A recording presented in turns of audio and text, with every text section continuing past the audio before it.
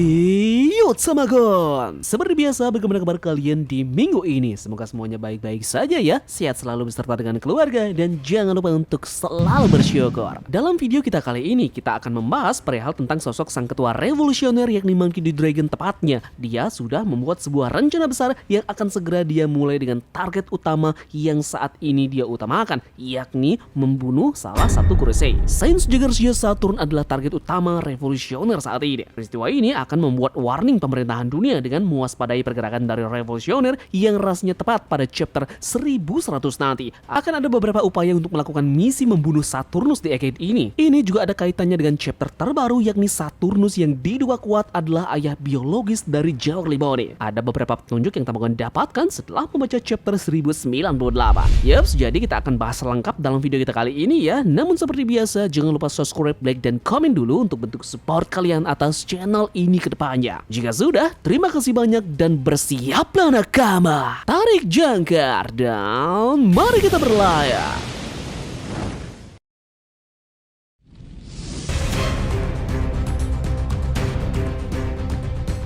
Monkey D. Dragon adalah salah satu karakter terpenting dalam cerita One Piece dan kita telah menunggu bertahun-tahun lamanya untuk melihat karakter ini dan mendapat perhatian dalam cerita. Dragon dan kehidupannya telah lama menjadi misteri bagi kita semua, namun kini kita dapat melihat lebih jelas tentang karakter ini dan bagaimana sebenarnya dia memulai perjalanannya sebagai seorang revolusioner. Dalam chapter terbaru akhirnya memberikan gambaran yang tepat tentang masa lalu dari Dragon. Fakta terungkap bahwa Dragon sebenarnya adalah anggota angkatan laut pada zaman dulu. Ini sangat masuk akal mengingat dia adalah putra dari Monkey D. Garp. Kita tahu kan Garp ini adalah salah satu anggota marinir yang terbaik. Garp berusaha mati-matian untuk membuat Luffy dan juga Ace menjadi marinir yang kuat dan dia gagal dalam tugas itu meskipun dia sudah berusaha keras. Nah, mempertimbangkan hal tersebut seharusnya tidak mengejutkan bahwa Garp menginginkan putranya sendiri yakni Dragon untuk bergabung dengan marinir juga. Nah, untuk hal tentang detail masa lalu dari Monkey D. Dragon ini akan temukan analisis dalam video berikutnya ya. Jadi pastikan kalian bunyikan lonceng notifikasinya.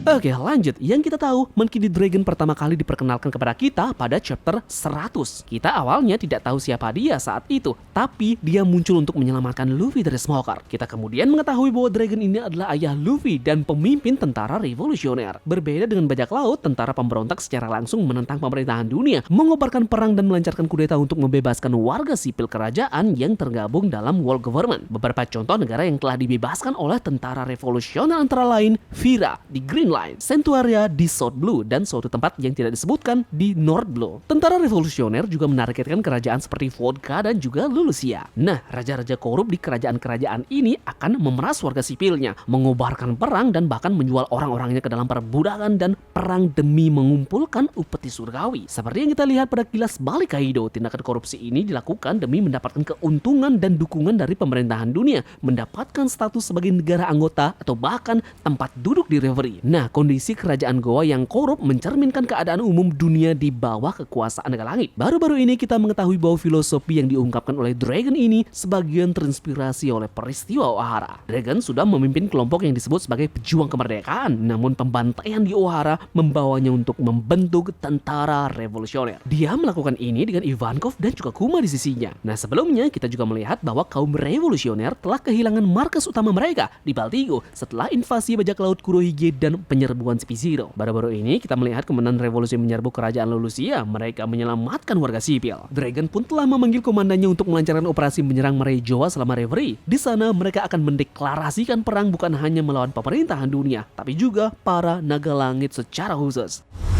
Meskipun Sabo dan komandan lainnya berhasil membuat deklarasi mereka dengan menghancurkan monumen simbol naga langit di sana, operasi ini tidak berjalan sesuai dengan rencana. Setelah Sabo menyaksikan Kuma digodongkan sebagai budak, rencana mereka pun berubah dan mereka akhirnya melawan Fujitora dan juga Green Bull untuk menyelamatkan Kuma. Mereka berhasil melarikan diri bersama dengan Kuma, tetapi Sabo tersesat setelah dia tetap tinggal di sana. Itu membawa kita kembali ke kerajaan Lulusia dan kejadian terkini di sana. Kita mengetahui bahwa Sabo berhasil melarikan diri dari kerajaan Lulusia, namun Sabo harus menyampaikan pesan kepada Dragon. Sabo telah menyaksikan Imu di tahta kosong dan mengetahui rahasia di balik kekuasaan naga langit dan juga pemerintahan dunia. Sayangnya, sebelum dia bisa memberitahu Dragon dengan apa yang dilihatnya, hal pun terjadi. Kerajaan Lulusia tampaknya telah dihapuskan dari keberadaan dunia dan Sabo pun menghilang. Dan kejadian buruk pun menimpa lagi. Kuma menghilang dan kembali lagi ke Maria Joa. Dengan semua ini, pertanyaannya adalah bagaimana Dragon bisa berperang melawan naga langit? Apa yang akan dia lakukan sekarang? Akan ada dua tujuan terpenting dari misi utama dari Monkey D. Dragon untuk saat ini, yakni menyelamatkan Vegapunk dan membunuh salah satu Gorosei.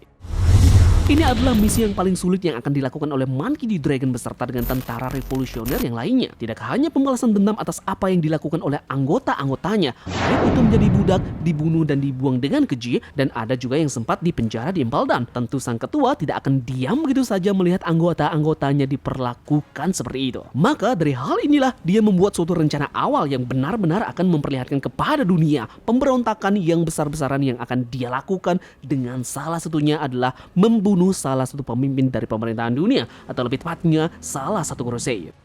Rumor yang sangat beredar kencang di Jepang menyebut bahwa chapter 1100 akan menjadi chapter pembuka di mana revolusioner akan segera memberontak dengan melakukan satu hal yang gila yang tidak akan pemerintahan dunia pikirkan. Disinilah pada akhirnya sang ketua Monkey D. Dragon akan menunjukkan taringnya dari apa yang selama ini mereka lakukan kepada anggota-anggotanya dengan muncul ke publik, memperlihatkan betapa seriusnya organisasi ini untuk menggulingkan pemerintahan dunia. Nah, apa kalian masih ingat dengan beberapa kemampuan aneh yang selalu dekat dengan Monkey D. Dragon? Yaps, itu adalah badai. Perlu kalian ketahui bahwa badai naga juga merupakan nama yang diberikan kepada astronom pada tahun 2004 untuk badai petir raksasa di planet Saturnus. Luffy, topi jerami dan juga Vegapunk saat ini terjebak di Aegean. Mereka sudah dikepung oleh 100 kapal armada dipimpin oleh Kizaru dan diikuti juga dengan Gorosei Saturn. Luffy dan kru bajak laut topi jerami untuk saat ini benar-benar akan membutuhkan bantuan. Di sisi lainnya, Dragon juga berkepentingan untuk menyelamatkan Vegapunk karena dia adalah salah satu sekutu awalnya. Kita bahkan melihat Shaka berkomunikasi dengan Dragon di awal arc.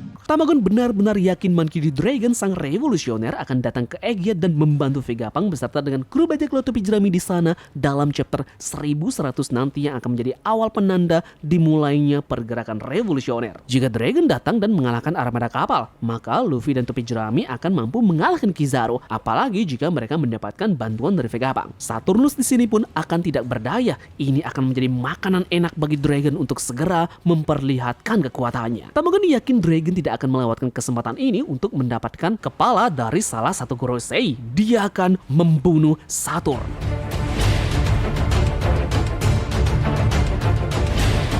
Nah, jika hal sebesar ini terjadi, maka hal ini akan mengguncang pemerintahan dunia hingga ke akar-akarnya. Gorosei yang lain kemungkinan besar akan panik dan Akainu akan dipanggil untuk melindungi mereka. Tapi yang paling terpenting ini mungkin memaksa Im Sama keluar dari tempat persembunyiannya. Tamagon juga melihat ada sesuatu yang disembunyikan oleh Saturnus yang berhubungan dengan Jeorle Bony. Apakah Saturnus memang ayah biologis dari Bony? Ini juga alasan kuat mengapa Saturnus memang harus benar-benar mati di tangan dari ketua revolusioner untuk membalaskan dendam sang komandan Angkatan Darat Timur mereka. Nah, untuk kali ini kita akan bahas dalam video berikutnya ya. Kita akan menganalisis bersama-sama apakah memang benar ayah biologis dari Jeorle Bony adalah sosok dari Gorosei Saturnus. Oke, jadi sekian saja pembahasan Tamagon mengenai pembalasan dari sang revolusioner yang akan dia lakukan dengan menuju ke Pulau Aegean dan mengambil salah satu kepala dari Gorosei di sana. Mungkin dari kalian punya pendapat lain perihal dengan chapter 1100 yang akan benar-benar memungkinkan untuk Dragon muncul di sini beserta dengan menampilkan kekuatan yang dia miliki. Terima kasih ya dari kalian yang sudah mau ikut berlayar bersama-sama Tamagon hari ini. Mohon maaf jika ada analisa yang berlebihan maupun kata-kata yang kurang berkenan. Sampai jumpa di pulau selanjutnya. Sekian dari Tamagon dan turunkan jangkar. Mari kita berlabuh.